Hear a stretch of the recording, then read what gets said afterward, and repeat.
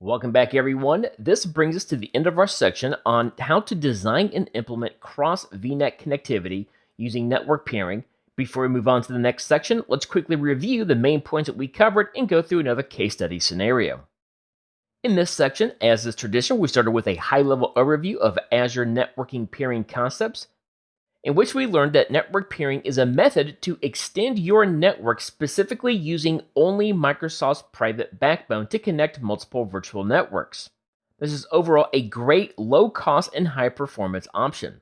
We also compared network peering to VPN, which, as we just mentioned, peering by comparison gives you a faster and private connection with no encryption over Microsoft's private backbone, whereas a VPN connection has more limited bandwidth, does traverse the public internet. However, it does have the advantage in that it provides encrypted traffic between networks. We then moved on to taking a close look at how to enable traffic across multiple networks using network peering, in which we covered our golden rule that network peering by default is non-transitive.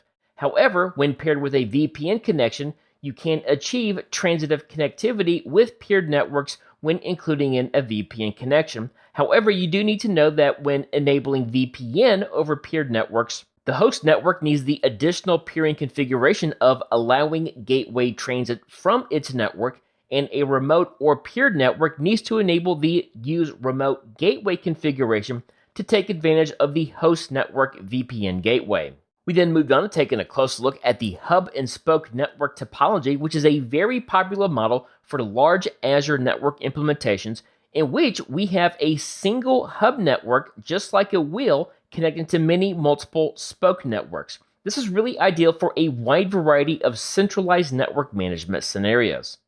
Moving on, let's once again take a look at a case study scenario with our favorite fictional bakery Control-Alt Suites.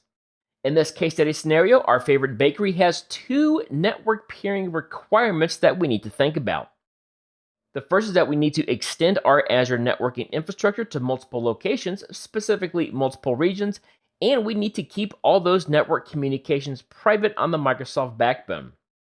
Second, as our network implementation grows, we need to plan out how to centrally manage all of our different connected networks traffic, in which we want all of our VNet to VNet traffic to all go through a central firewall, regardless of where that traffic is originated from. With these scenarios in mind, let's go ahead and review how we can fulfill both these requirements. So, starting with the first requirement to extend our network privately across multiple regions, not surprisingly, the best option would be to create network peering connections to extend our reach over Microsoft's private backbone, in which you take two virtual networks and then simply set up a bidirectional peering connection between the both of them to enable private networking. Next, to fulfill our requirement to create a centralized hub to force all network traffic through a centralized firewall, we will go with the option of expanding our network implementation to adopt a hub and spoke model, from which we will configure it to route inter-VNet traffic through a centralized firewall within our hub VNet virtual network.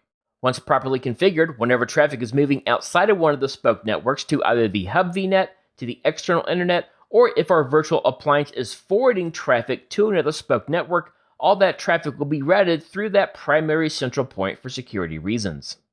With that will bring us to the end of our section on network peering. Let's now go ahead and move on to the next one.